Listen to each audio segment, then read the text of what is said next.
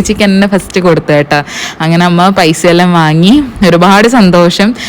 ഇങ്ങനെ ഒരു കാര്യം കുറേ വർഷങ്ങൾക്ക് മുന്നേ നടക്കേണ്ട ഒരു കാര്യമാണ്, പക്ഷെ കുറേ വൈകിപ്പോയി. എന്നാലും ഇറ്റ്സ് ഓക്കെ, സമയത്തിനല്ലേ, എല്ലാത്തിനും അതിൻ്റേതായ സമയമുണ്ട് എന്ന് പറഞ്ഞത് കറക്റ്റായൊരു കാര്യമായിരിക്കും.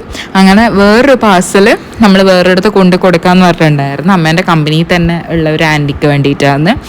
അങ്ങനെ ഞാനും അഗിയേട്ടനും വേഗം അത് സെറ്റ് ചെയ്തിട്ട് MM-ൻ്റെ അടുത്ത്, നമ്മൾ ഗേറ്റിൻ്റെ അടുത്തുള്ള MM ഹോസ്പിറ്റലിൻ്റെ അവിടെയാണ് ആൻറ്റീൻ്റെ വീട്. നമ്മൾ രണ്ടാളും കൂടെ വേഗം എന്ത് ചെയ്ത് പാക്ക് ചെയ്ത് സെറ്റ് ചെയ്ത് അങ്ങോട്ടേക്ക് കൊണ്ട് കൊടുത്ത്.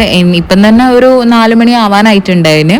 പിന്നെ ബാക്കിയുള്ളവർക്കെല്ലാം നമ്മൾ അടുത്തടുത്ത് തന്നെ കൊടുക്കണ്ട, അതുകൊണ്ട് ദൂരെയുള്ളത് ആൻറ്റി മാത്രമായിരുന്നു. അതുകൊണ്ട് ഞാനും അഗിയേട്ടനും കൂടെ വന്നിട്ട് കൊടുക്കാമെന്ന് വെച്ചിട്ട് അങ്ങനെ കൊടുത്ത്. എന്നിട്ട് തിരിച്ചു വരുമ്പോൾ നിച്ചുവിന് വേണ്ടിയിട്ട് 2-3 കമ്പിത്തിരി വാങ്ങി കേട്ടോ.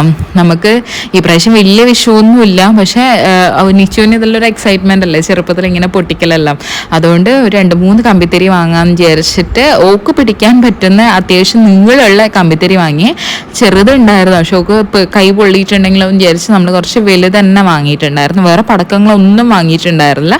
ഏറ്റവും ചെറിയ പടക്കം, ഏറ്റവും അവർക്ക് ഈസി ആയിട്ടുള്ള ഒരു പടക്കം കമ്പിത്തിരിയാണ്. അപ്പോൾ അതന്നെ വാങ്ങാമെന്ന് വിചാരിച്ചിട്ട് അതൊരു 2 പാക്കറ്റ് വാങ്ങിയിട്ടുണ്ടായിരുന്നു. അവിടെ കുറേ ഉണ്ടായിരുന്നു, കുറേ ആൾക്കാരൊക്കെ നിറച്ചും വാങ്ങുന്നുണ്ടായിരുന്നു. നമ്മൾ പക്ഷെ ഒന്നും വാങ്ങിയിട്ടുണ്ടായിരുന്നില്ല. അങ്ങനെ നടന്നു വരുന്ന വഴിക്ക് താഴത്തെ വീട്ടിൽ ഉഷാനെ കണ്ടപ്പോൾ ഒരു കഷ്ണം കണിക്കൊന്ന വന്നിട്ടുണ്ടായിരുന്നു. കഴിഞ്ഞ ആഴ്ച വീട്ടിൽ നിറച്ചും കണിക്കൊന്നയായിരുന്നു, പക്ഷെ വിഷു ആയപ്പോഴത്തേക്ക് ഒരു കണിക്കൊന്ന പോലും മരത്തിലുണ്ടായിട്ടില്ല. അതുകൊണ്ട് കണിക്കൊന്ന കിട്ടാത്തതുകൊണ്ട് ഒരു കഷ്ണം വാങ്ങിയിട്ട് ഇതാ വീട്ടിൽ അങ്ങനെ വെച്ചത്. ഈ മരം നിറച്ചും ഉണ്ടായിരുന്നു.